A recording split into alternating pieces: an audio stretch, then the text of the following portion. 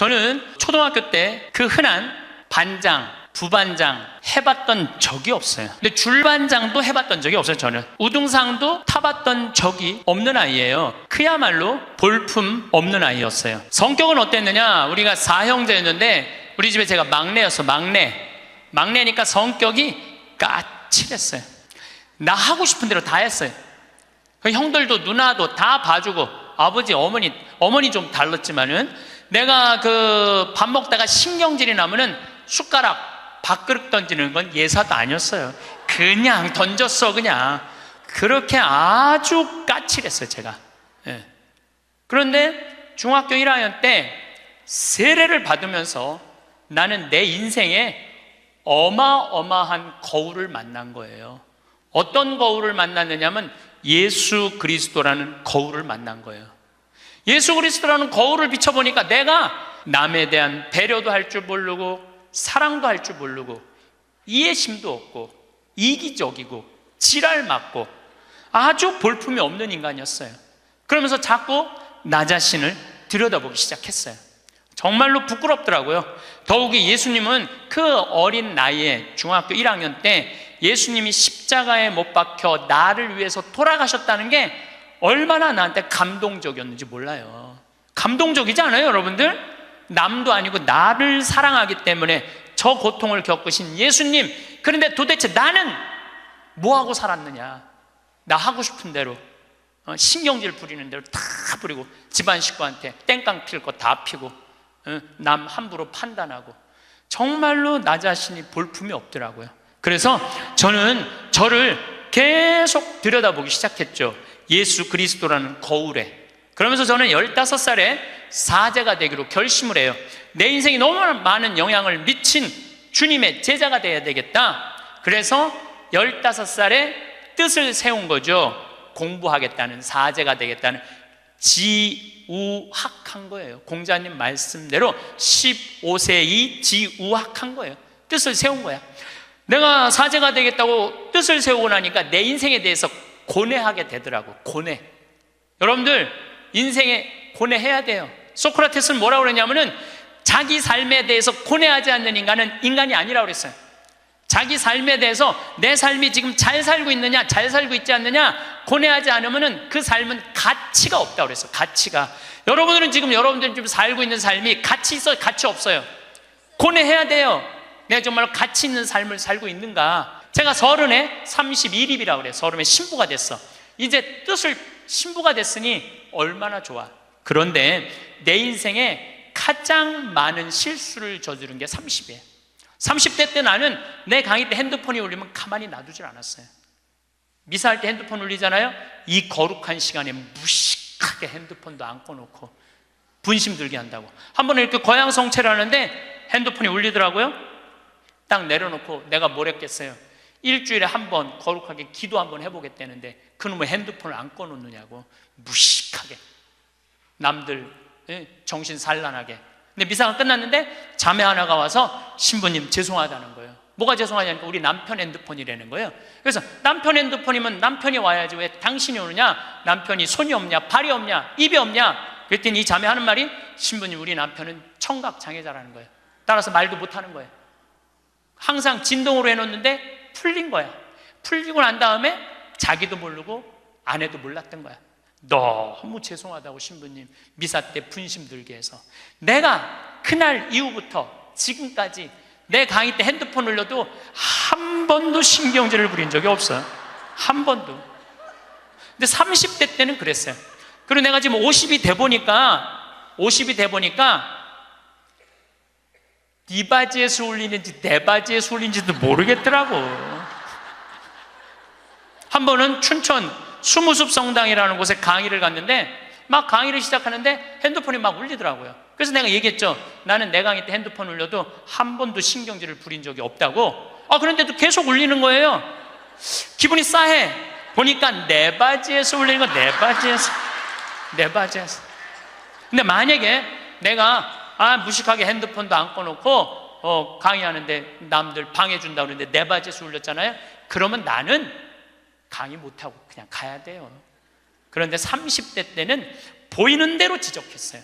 교우들 잘못하면은 바로 그 자리에서 혼냈어요. 교우들 참 성청할 때도 여러분들 성체는 왼손이 올라와갖고 오른손으로 영해야 돼요. 그렇죠? 근데 어떤 교우들은 오른손을 올려갖고 왼손으로 영하는 교우들이 있어요. 그럼 이 잘못된 거죠. 왜냐하면 이 오른손이 거룩한 손이니까 오른손으로 영해야지. 근데 손이 바뀌면은 지적해주지도 않아. 그냥 손바닥을 내리치는 거예요. 똑바로 하라고. 짝 소리가 나잖아요. 그럼 뒤에 성체 영화로 나오는 교우들이 내가 굉장히 무서웠으니까 보면 어떻게 하고 나오느냐면 막 이러면서 나와요. 마지막에 와서 틀려 또 보면은. 예, 예. 30대 때는 정말 그랬어요. 30대 때는. 근데 40대 때는 생각을 해보니까 주부들이 손목 관절염 있는 주부들이 있어. 그러니까 이게 안 돌아가는 거야. 안 돌아. 그러니까 반대로 하는 거예요. 근데 30대 때는 그런 걸 몰랐어요. 그냥 원칙대로 하는 거, 원칙대로. 그러니까 손바닥을 내리치고 그 짓을 했죠. 참, 나는 30대 내 인생을 지워버리고 싶어. 40이 되면서는 뭐 이제는 왼손으로 올리든 오른손으로 올리든 상관하지 않아. 왼손으로 올리면 왼손에 영해드리고 오른손으로 영해드려. 근데 어떤 경우들은 헷갈리니까 그냥 이렇게 나오는 교우들도 있어. 그럼 내가 어떻게 하는 줄 알아? 그냥 정가운데다 영해드려. 정가운데다. 예, 정가운데다. 30대 때는 주교님 욕도 가장 많이 한 게 내 30대 주교님 욕도. 뭐 왜 성당을 분가를 하냐, 교회 정신에 어긋났다 막. 그리고 30대에 내가 처음 본당 신부로 갔는데 교우가 4,000명이에요. 4,000명. 근데 사실은 신학교에서 공부했지 사회 경험이 뭐가 있어요. 근데 이 교우들은 막 교수들도 있고 박사들도 있고 무슨 국회의원도 있고 군수도 있고. 근데 이게 내가 모르는 척하고 잘 모르는 거 하면 내가 눌리잖아요. 그러니까 무조건 아는 척하는 거야. 무조건 아는 척하고 틀려도 일단 우기는 거야. 따라오라고. 30대 때는 정말 그랬어. 30대 때는 참 내가 보기엔 참 한심한 시간을 보냈죠. 30대 때 가장 후회되는 게 사람을 만날 때 목적으로 만났어요. 무슨 얘기냐면 군수, 국회의원, 돈 많은 사람들 만나면 나 환경운동하는데 저 사람 좀 도와주지 않을까? 그래서 참 시간 만들어서 만나주고, 아니 뭐 저 교우들이 뭐 그냥 평범한 교우 나 바쁘다 그러고 그런 사람들이 만나자 그러면 그냥 시간 내서 만나고 정말로 지워버리고 싶은 내 모습 중에 하나였어요. 30대 때 일입은 했으나 성숙하지 못한 나이였죠. 쓰긴 섰지만은 성숙하지가 않았어요. 30대 때. 그러니까 30대 때는 배신도 많이 당했어요. 배신을 왜 당했겠어? 내가 바라는 게 많은데 부자들 막 오면 신부님 내가 좀 도와줄 수 있을 것 같아요. 뭐 땅이 팔리면은 뭐 도와줄 수 있을 것 같아. 그래갖고 계속 만나고 밥도 먹고 그러는데 이놈의 땅이 팔리지도 않고 도와줄 생각도 안 하는 거야. 30대 때는 그랬어요. 30대 때는 이렇게 생각해 보면은 나 혼자 잘난 척하고 아는 척하고 있는 척하고 그랬던 세월이 내 30대. 그리고 30대 때는 듣지도 않았어요. 그냥 내 말하기 바빴어. 내 말하기 바빴던 게 30대 내 인생이었죠. 30대는 무슨 일을 많이 할까? 일에 매달렸어요. 그래서 저는요 30대 때 일 많이 했어요. 빈병 모으기 운동을 했는데 한 달에 20만 병씩 모았어요. 20만 병씩. 그냥 막 일에 매달렸어. 일에. 그리고 무슨 뭐 폐식용유 모아갖고 하면 막 경기도에 있는 아파트에 그냥 폐식용유 설치하고 막 트럭 5대 막 4대 해갖고 일에 매달렸어. 일에. 그러니까 30대 때 내가 보니까 미쳐서 산 것 같아. 미쳐서. 근데 지금 생각해 보니까 지금은요 일에 안 매달려요. 일을 많이 하는 건 아무 의미가 없더라고요. 때가 되면 다 두고 떠날 거야. 일에 매달리면 행복하지 않아. 뭐가 행복하냐면 그냥 행복하면 돼. 오늘 행복하면 돼. 오늘. 그럼 일은 중요한 게 아니야. 오늘 행복해갖고 일이 되면 좋은 거고 안 되면 말고. 근데 30대 때는 일 때문에 오늘의 행복을 내가 포기한 시기가 30대예요. 40이 되면서 내가 불혹의 나이가 돼. 40이 불혹이라고 그래요. 불혹. 이 불혹이라는 게 무슨 뜻이냐면 유혹이 없는 나이야. 흔들림이 없는 나이야. 의심이 없는 나이야. 40이 딱 되고 보니까 주교님들이 이해가 되더라고요. 주교님들이 우리 수원교구 신부가 500명인데 그 중에 잘 사는 신부들도 있지만 사고 치는 신부들이 얼마나 많아요. 여자 문제, 돈 문제, 교우들하고 싸우는 문제, 정말 복잡하겠더라고요. 그 500명의 신부들을 관리하려고 그러니 주교님들이 얼마나 머리가 아파요. 이해가 되더라고요, 주교님이. 그래서 내가 40살 이후에 그런 주교직이 얼마나 어려운 걸 이해하고부터는 주교님을 욕한 적이 한 번도 없어. 이날 이때까지. 이해가 되니까. 그리고 유혹이라는 게 뭐예요? 불혹이라는 게 뭐예요? 신앙에서도 별로 유혹받을 게 없어. 하느님에 대한 확신, 하느님이 이 세상에 오셨고 예수님 부활한 거에 대한 확신, 그리고 하늘나라 올라가셔서 우리 인생에 관여하고 있는 거에 대한 확신. 요즘 예수님 부활에 대한 확신이 왜 더 드느냐 하면은, 여러분들, 예수님이 십자가에 못 박히기 전에 매질 당했다고 그래요. 채찍질. 그래서 40대 이상 맞으면 죽는다고 그래요. 근데 예수님이 그 40대, 39대를 맞았다는 거야. 그리고 십자가에 매달렸을 때 손바닥에 못 안 박아요. 손목에 박지. 그리고 그 숨 쉬고 이러는 게 너무너무 힘들어갖고 숨이 막혀 죽는 거거든요. 근데 3일 만에 부활했잖아요. 3일 만에 부활을 했다고 3일 있다가 이제 계속 마리아 막달레나한테도 나타나고 베드로하고 요한한테도 나타나고 막 그러잖아요. 내가 보기에는 그 정도 맞았으면 3일 후에 부활하고 난 다음에 1년은 누워 있어야 돼. 그렇지 않아요? 1년은 내가 보기엔 누워 어딜 돌아다녀. 근데 막 갈릴레아도 갔다가 막 여기도 갔다가 무슨 엠마오도 막 그러잖아요. 확실히 우리가 생각하는 거와 다른 모습으로 부활하신 거예요. 우리가 생각하는 거 완전히 다른 모습으로 부활하셔서 제자들한테 11번 나타나시거든요. 그러니까 나는 그런 미혹되는 게 없는 나이가 40이 돼서 참 좋더라고요. 40이 돼서 너무 좋았던 것 중에 하나가 돈에 대한 유혹이 없는 거야. 30대 때는 돈 많은 사람만 만나고 막 그랬는데 이제는 40이 되면서부터 다 소용없더라고. 보니까 돈 많은 사람 폰만 썼지 안 도와줘요. 진짜 소중한 분들은 누구냐면 바로 여기 계신 여러분들. 정말로 우리 생태마을에 후원하는 분들이 10,000명이거든요. 그분들 3,000원, 5,000원이야. 근데 그분들이 20년 동안 나를 후원해 줬는데 100억이 넘더라고. 그 후원도. 그분들이 나한테는 보물이라는 생각이 40대 들어서 생각이 나는 거야. 그러니까 지금은 부자가 오든 가난한 사람이 오든 폼을 쓰는 사람이 오든 폼을 안 쓰는 사람이 오든 아무 상관이 없어. 불혹이죠. 유혹받지 않는 거예요. 의심 가는 것도 없고 유혹받지 않는 거. 그러니까 마음 안에 미운 사람이 없으니까 뭐가 있냐면 평화가 있더라고. 평화. 근데 문제는 미운 놈은 하나도 없는데 마음에 안 드는 놈들은 너무 많아. 소크라테스는 뭐라고 그랬죠? 너 자신을 알라고 그랬죠? 덴마크에 그 유명한, 갑자기 이름이 생각이 안 나는데 동화 작가가 벌거숭이 임금 안데르슨. 똑똑하시네. 덴마크에 안데르슨이라는 동화 작가가 있는데 벌거벗은 임금님 얘기를 해요. 벌거벗은 임금님. 이 임금님은 평상시에 뭐를 좋아하셨느냐면 옷을 입고 자랑하는 걸 참 좋아하셨어. 옷을 입고. 근데 그 사기꾼 둘이서 임금님을 찾아가요. 임금님, 내가 기가 막힌 턴을 짤 줄 안다고. 기가 막힌 천을. 근데 이 천은 바보 눈에는 안 보인다고. 바보 눈에는 안 보인다고. 그래갖고 그럼 한번 짜봐라. 그래갖고 이제 돈을 받았어요. 근데 이제 이 사기꾼이 이제 배틀에다가 옷을 짜는데 임금이 가보니까 안 보여. 근데 분명히 뭐라고 그랬어? 바보 눈에는 안 보인다. 막 짜면서 임금님이 천이 멋있지 않느냐고. 그러니까 임금이 뭐라 그래?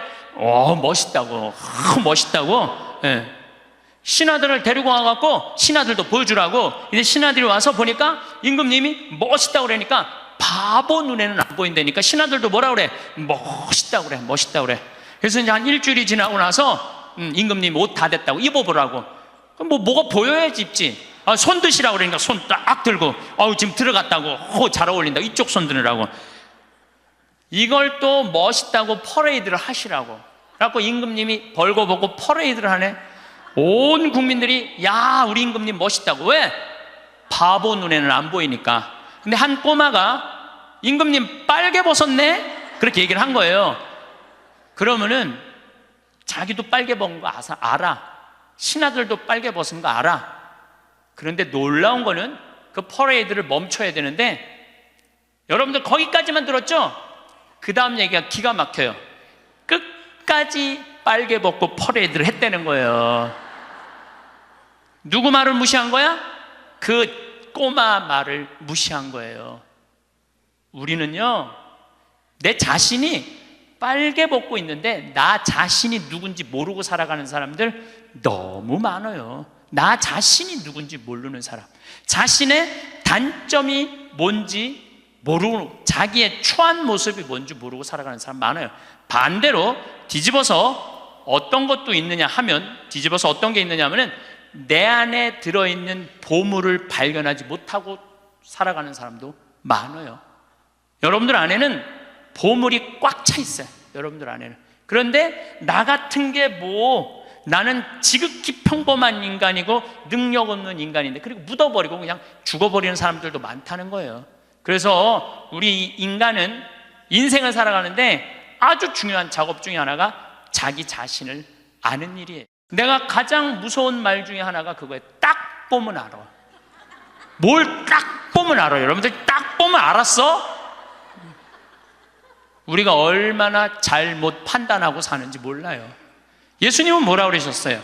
예수님은 이렇게 말씀하십니다.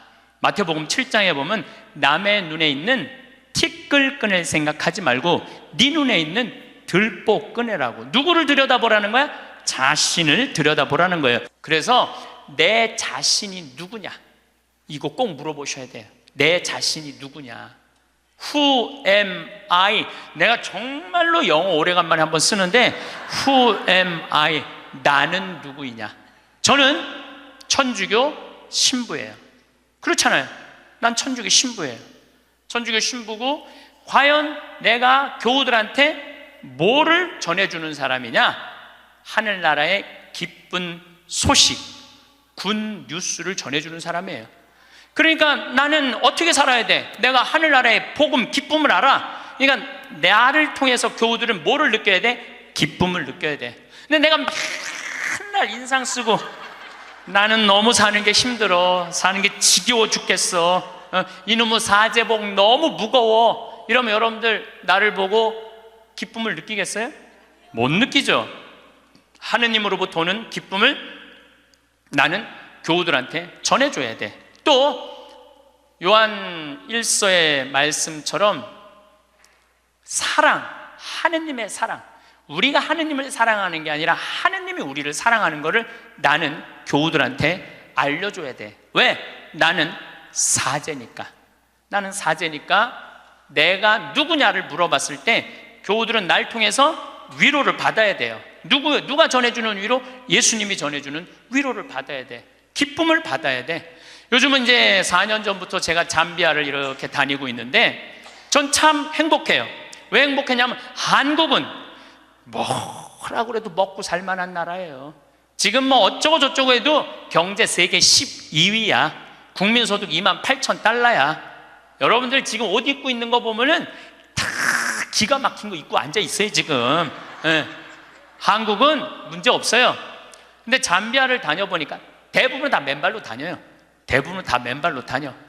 그런데 이번에 잠비아를 갔을 때 그 병원을 운영하는 마들렌이라는 수녀님이 나한테 면담을 청하더라고요. 신부님이 지금 잠비아에 농업대학, 신학교 이런 거 짓는 거 좋습니다.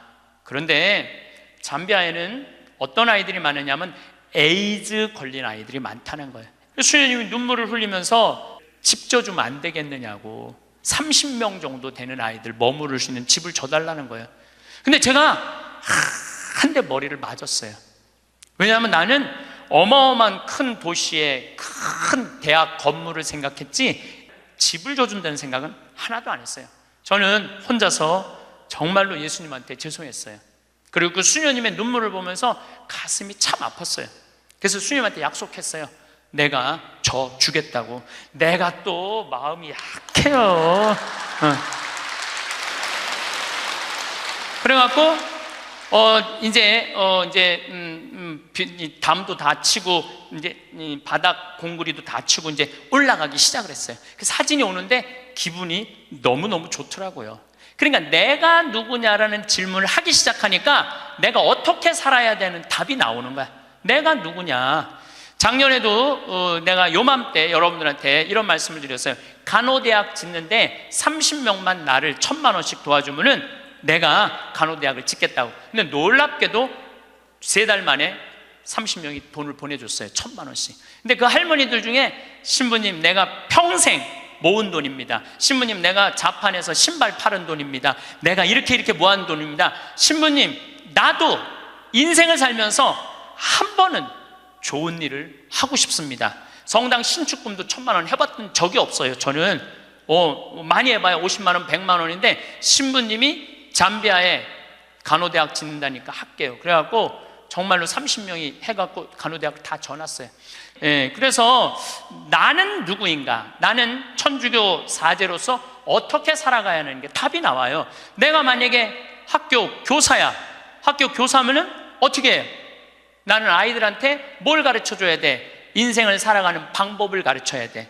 어떻게 살아야지 참답게 사는 방법을 가르쳐야 돼. 내가 누구냐라는 질문을 하면 이 세상에서 나 자신을 끌어안아 줄 수 있는 유일한 사람은 누구죠? 나예요. 여러분들 인생 살면서 몸 아프고 힘들었잖아요. 애 낳을 때도 얼마나 힘들었어요. 애 낳을 때 남편이 알아요? 자식이 알아요? 누구만 알아? 나만 알아. 몸이 너무 아플 때 내 아픈 거하고 똑같이 남편이 내 마음에 맞춰서 돌봐주기 쉽지 않아요. 그러니까 누가 나한테 잘해줘야 돼? 내가 나한테 잘해줘야 돼. 내가 빛이 나야지 남도 나를 좋아하는 거예요. 내가 구질구질하면은 남이 나를 좋아할 것 같아요? 안 좋아할 것 같아요? 네, 그래서 저는 이렇게 강의 올 때 오늘 같은 경우 1,500명도 넘는 이것도 명동 대성당에 강의할 때 꼭 올라오기 전에 거울을 봐요. 머리는 잘 정리됐는지. 그리고 제일 중요한 거는 바지의 작구는 올라갔는지. 네, 이거 제일 중요하게 여겨요. 만약에 내가 바지의 작구가 내려가잖아요? 그럼 여러분들은 눈은 여기 와 있고 생각은 딴 데가 있는 거예요. 딴 데. 저 신부님 저거 바지에 작구 내려갔는데 내가 아무리 좋은 얘기를 해도 여러분들 귀에 들어가지 않아요. 무슨 얘기냐면 남 앞에 나설 때 나 자신을 점검하는 일은 참으로 중요한 일이에요. 여러분들도 오늘 나오실 때 거울 한번 보셨어요? 안 보셨어요? 명동 성당에 오는 건데. 그렇죠? 제가 한 2년 전에 어느 천주교가 아닌 일반 기관에 강의를 갔어요. 근데 거기는 저를 초청하고 싶어서 2년 동안 섭외를 하다가 내가 2년 만에 시간이 돼서 그 기관에 갔어요. 갔는데 딱 나를 맞이하는 분을 보면서 정말로 나를 정말로 애타게 기다렸구나 한눈에 알아보겠더라고요. 왜 한눈에 딱 알아봤느냐 하면은 얼굴에 화장을 어마어마하게 했어. 얼굴에 이 마스카라를 얼마나 말아 올렸는지 눈이 막 뒤집어지려고 그래. 네, 눈이 볼에 얼마나 예쁜 색깔을 칠했는지. 근데 이분이 루즈도 굉장히 짙게 발랐어요. 루즈도. 그런데 루즈를 굉장히 두껍게 발랐는데 바빴는지 루즈가 입술에서 선에서 벗어나갖고 살짝 올라왔어. 2시간이었는데 1시 반에 거기 가서 커피를 30분 동안 마시는데 30분 동안 무슨 얘기를 했는지 하나도 기억이 안 나요. 뭐만 기억에 남냐면 이것만 기억에 남네요. 이것만. 루즈 올라간 것만 기억에 나는 거예요. 2년이 지난 지금도 그분을 생각하면 아무 생각이 안 나. 뭐만 생각나냐면 이것만 생각이 나. 이것만. 그분이 굉장히 그날은 그 지역 기관장들 초청 강의 날이었어요. 그렇게 중요한 날에 나설 때 화장을 하고 난 다음에 거울을 한 번만 점검을 했다면 나한테 이 느낌을 주지 않았을 텐데. 근데 더 슬픈 건 뭐였느냐 하면 그 사무실에 직원이 8명이 있었어요. 8명이 있었는데 아침부터 그걸 봤을 거예요. 근데 아무도 얘기해 주지 않은 거예요. 선생님, 지금 루즈가 선에 벗어났어, 입술에서. 그러니까 화장실에 가서 화장 좀 고치세요 라고 말을 해줬다면 이분은 그 창피를 당하지 않았을 거예요. 우리는 인생을 살아가면서 내가 내 자신을 점검하는 일도 중요하지만 내가 나를 점검할 수 없다면 누가 나를 점검해 줘야 되냐면 친구가 나를 점검해 줘야 돼요. 그래서 여러분들 인생에는요, 친구가 참으로 중요해요. 친구, 나를 점검해 줄 수 있는 친구. 내가 지금 제대로 살고 있나? 제대로 살고 있지 않는가? 옆에서 혼내주고 충고해 줄 친구가 필요하다는 거예요. 저는 신부로 살면서 뭐 좋은 신부들이 많죠. 내 멘토가 3명이 있어요. 첫 번째 멘토 신부는 나보다 3살 나이가 많은 신부예요. 이분은 우리 수원 교구에 사회복지를 꽤 오래 하신 분이에요. 항상 장애자들하고 사시는 분이에요. 근데 이분하고 얘기를 하면은 굉장히 영성적이에요. 정말로 신비가들, 영성가들 이야기를 이렇게 해줄 때 이 신부님을 만나서 하룻밤 자면서 얘기를 하면은 하루 피정하는 기분이에요. 근데 하루는 평창 우리 생태마을에 하룻밤 저하고 이야기를 나누려고 오셨어요. 근데 갑자기 내 옷장을 딱 열어보시더니 제가 강의를 많이 하니까 양복이 많잖아요. 또 내가 한 번은 이렇게 양복이 이렇게 긴 거 이렇게 입고 방송에 나갔더니 할머니들이 신부님 저 긴 양복 입는다고 양복을 맞춰서 보내준 양복도 많아. 평창까지. 그러니까 양복이 한 10몇 벌이 있었어요. 근데 그 신부님이 이런 이야기를 저한테 하시더라고요. 황 신부, 아무리 강의하는 신부지만 양복이 너무 많은 거 아니야? 예수님은 한 벌만 입고 다니라고 그랬는데, 근데 실질적으로 그분은 양복이 2벌밖에 없으세요. 내가 그때 얼마나 창피했는지 몰랐어요. 얼마나 내 자신이 부끄러웠는지 몰라요. 그래서 그 양복 다 정리해갖고 여기 주고 저기 주고 양복을 줄였어요. 그러니까 무슨 얘기냐면 나를 혼내줄 수 있는 신부가 중요한 거예요. 한 2주 전에 저한테 무슨 일이 있었느냐면 어떤 자매님이, 평창이 굉장히 춥거든요. 기본적으로 영하 10도에서 15도가 내려가요. 산속이니까. 그러니까 신부님 추우니까 이거 옷 하나 신부님 거 샀다고 밤에.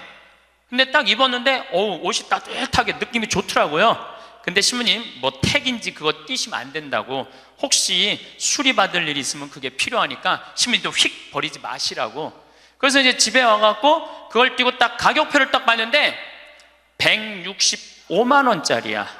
어쩐지 좋더라고.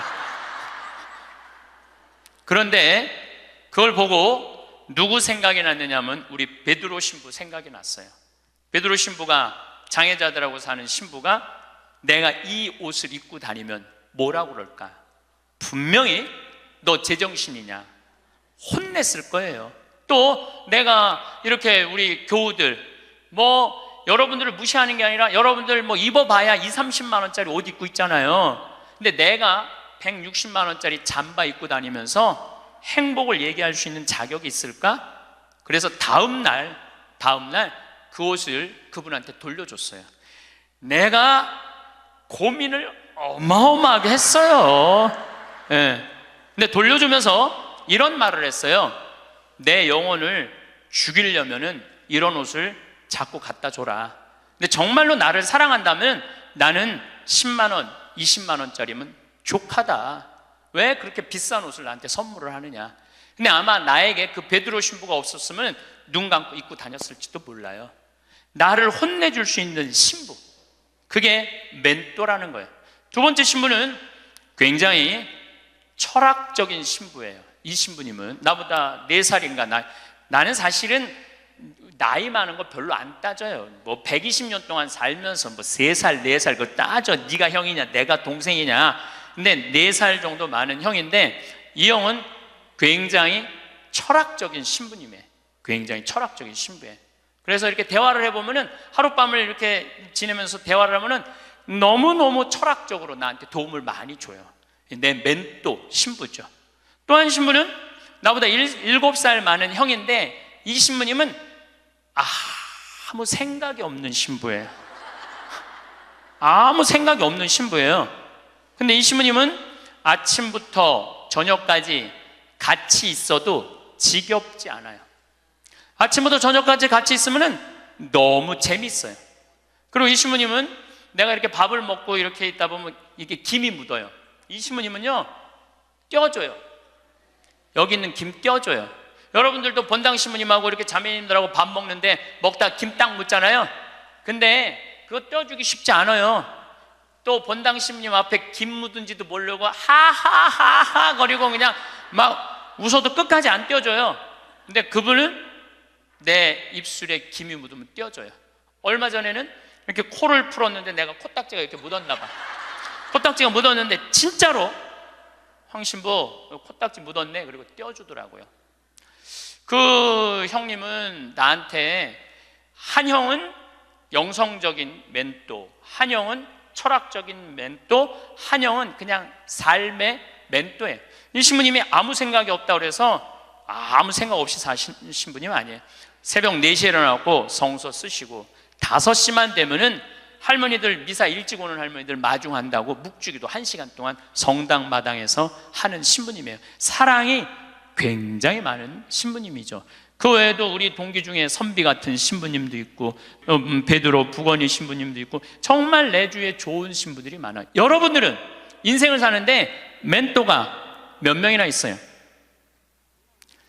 때로는 한 명도 없는 경우 많아요. 내 삶의 문제를 이야기 나눌 수 있는, 허심탄회하게 나눠놓고 이야기할 수 있는 사람이 한 명이 없을 수 있어요. 만약에 여러분들이 한 명도 없다면 여러분들은 실패한 인생을 살 수밖에 없다는 거예요. 그래서 여러분들 오늘 이후부터 멘토를 적어도 3명은 정하세요.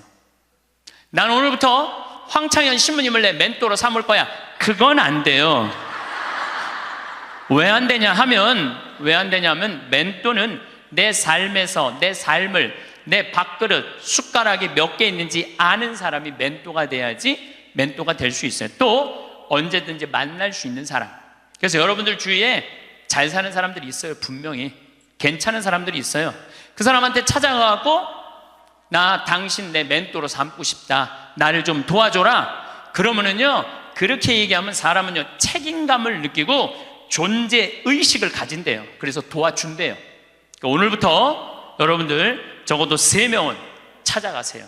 그래서 나를 고쳐줄 수 있는 사람, 나를 혼내줄 수 있는 사람을 꼭 만드셔야지 인생을 실패하지 않아요.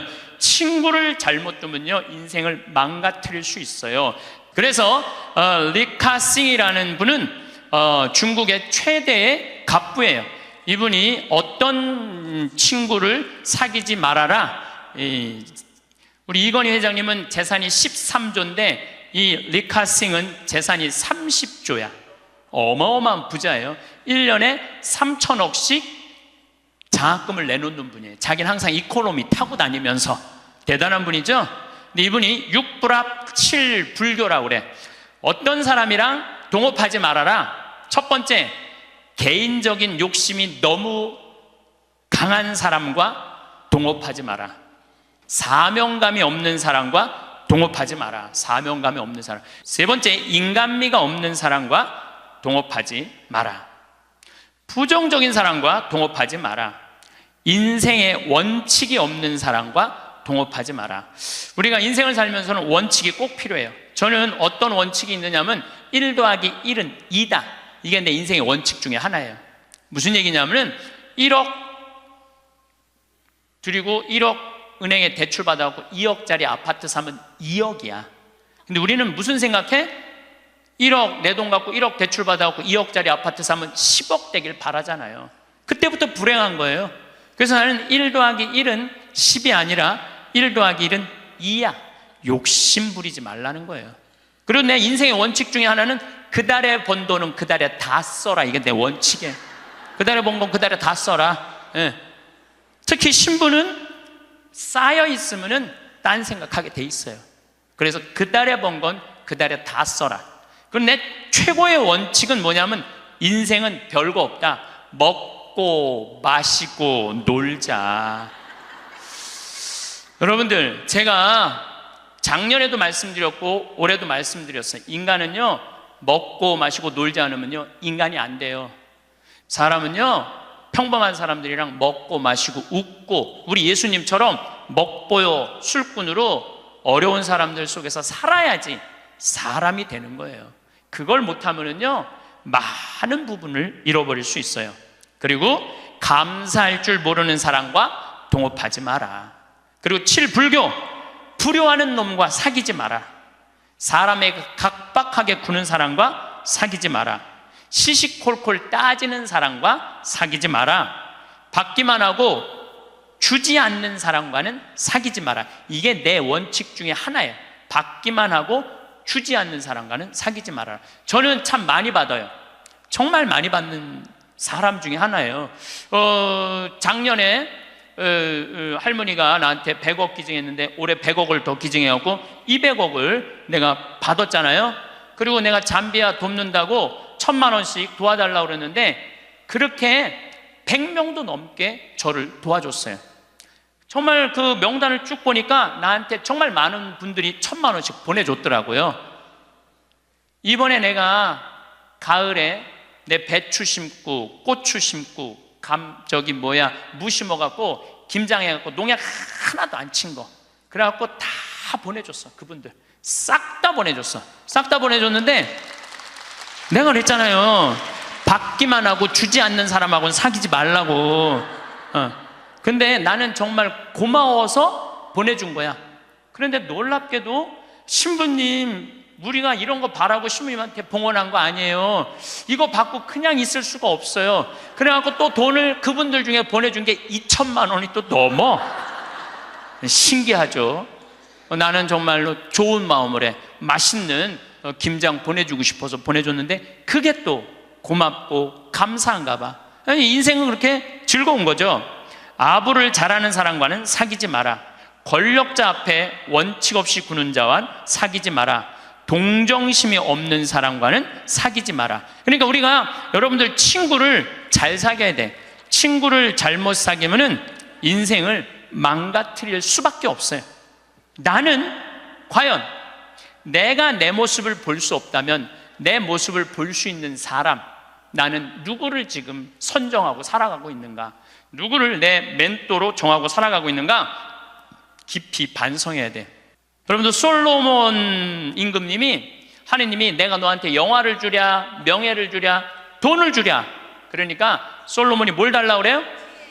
아니에요. 지혜가 아니라 원문을 보면 듣는 마음이에요. 지도자는요, 듣는 마음이 있어야 돼요.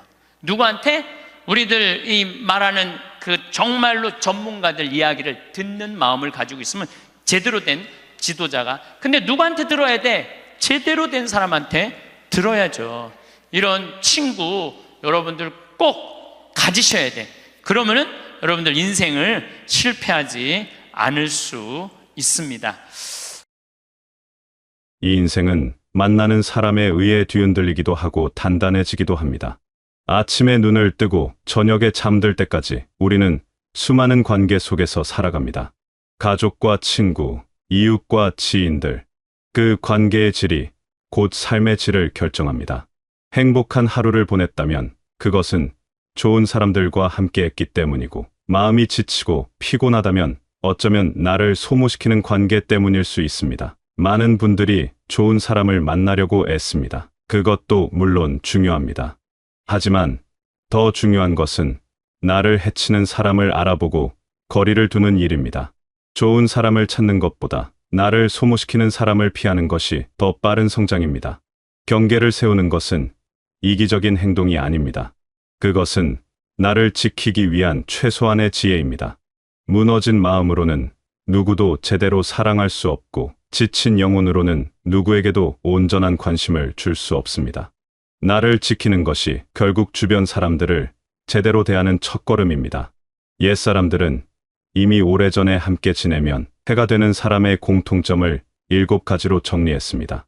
이것을 칠불교라고 합니다. 이 기준은 상대를 판단하려는 것이 아니라 나를 지키기 위한 최소한의 경계입니다. 도덕적으로 누군가를 평가하거나 낙인 찍으려는 의도가 아닙니다. 다만 관계의 건강성을 지키기 위한 하나의 지침이자 마음의 안전을 위한 기준입니다. 첫 번째는 가까운 사람에게 불효하는 사람입니다. 가족에게도 성실하지 않은 사람은 남에게도 성실하기 어렵습니다. 자기 부모에게 막말을 하면서 타인에게만 예의 바른 사람이 있습니다. 겉으로는 친절하고 따뜻해 보이지만 정작 가장 가까운 사람에게는 차갑습니다. 이런 모습은 그 사람의 본질을 보여줍니다.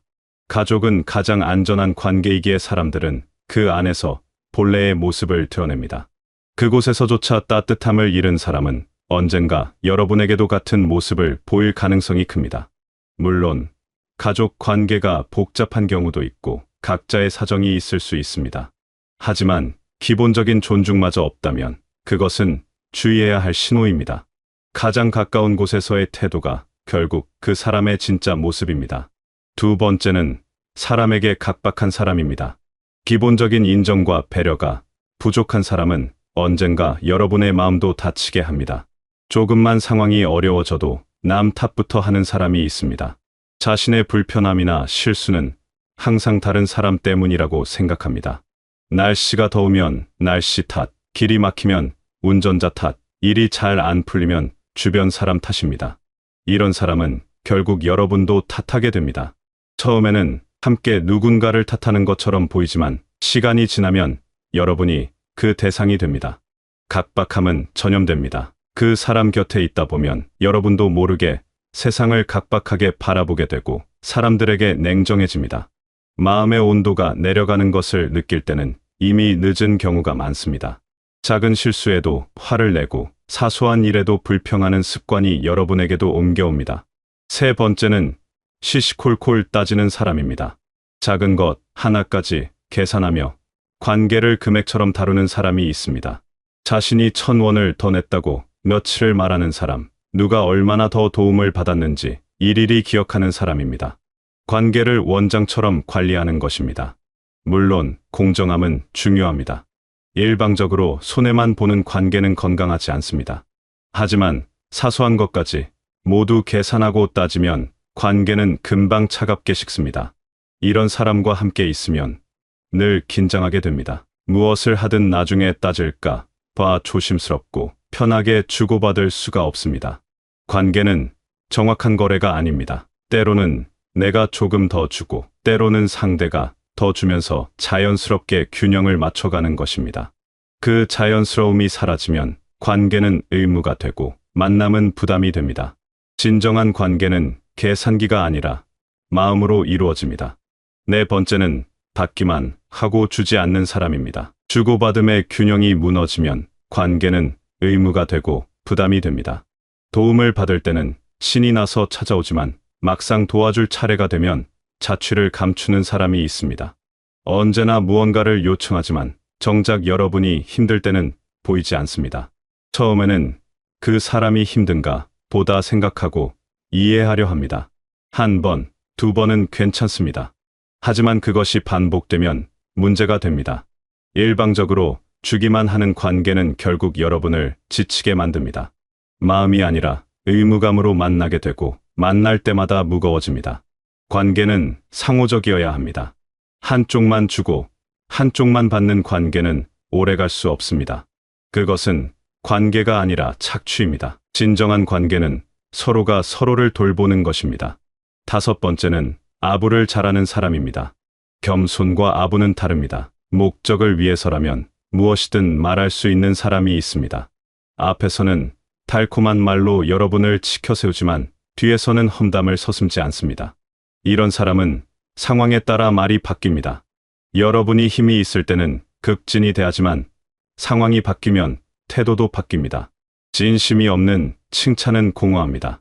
처음에는 기분이 좋을 수 있지만 시간이 지나면 그 공허함이 느껴집니다. 그 사람의 말에는 무게가 없습니다. 마치 바람에 흔들리는 갈대처럼 어디로든 쉽게 휘어집니다. 진짜 문제는 이런 사람은 여러분이 힘들 때 떠난다는 것입니다. 여러분에게서 얻을 것이 없어지면 관계도 끝납니다.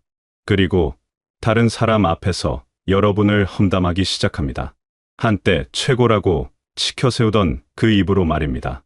진실한 관계는 상황이 바뀌어도 변하지 않습니다.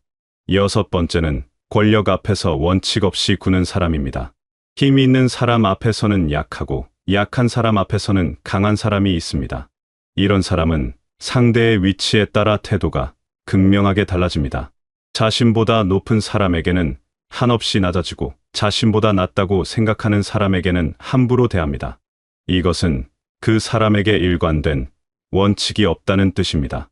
옳고 그름이 아니라 이해관계로 판단합니다. 결국 자신의 이익을 위해서라면 여러분도 쉽게 버릴 수 있습니다. 지금 여러분을 잘 대해주는 것은 여러분이 필요하기 때문입니다. 그 필요가 사라지면 태도도 사라집니다. 이런 사람 곁에 있으면 늘 불안합니다. 언제 태도가 바뀔지 모르고 언제 버려질지 모르기 때문입니다. 안정적인 관계를 맺을 수가 없습니다. 믿음이 없는 관계는 모래 위에 세운 집과 같습니다. 7번째는 동정심이 없는 사람입니다. 남의 고통에 무감각한 사람은 갈등 상황에서 잔혹해집니다. 타인의 슬픔 앞에서 비웃는 사람이 있습니다. 누군가 힘들어하는 모습을 보면서 재미있어 하거나 불행을 대수롭지 않게 여기는 사람입니다. 이것은 단순히 무심한 것이 아니라 공감 능력의 부재를 의미합니다. 공감은 관계의 기초입니다. 상대의 감정을 이해하고 함께 느낄 수 있어야 진정한 관계가 만들어집니다. 동정심이 없는 사람은 여러분이 힘들 때도 마찬가지입니다. 여러분의 아픔을 이해하지 못하고 때로는 그것을 약점으로 여깁니다.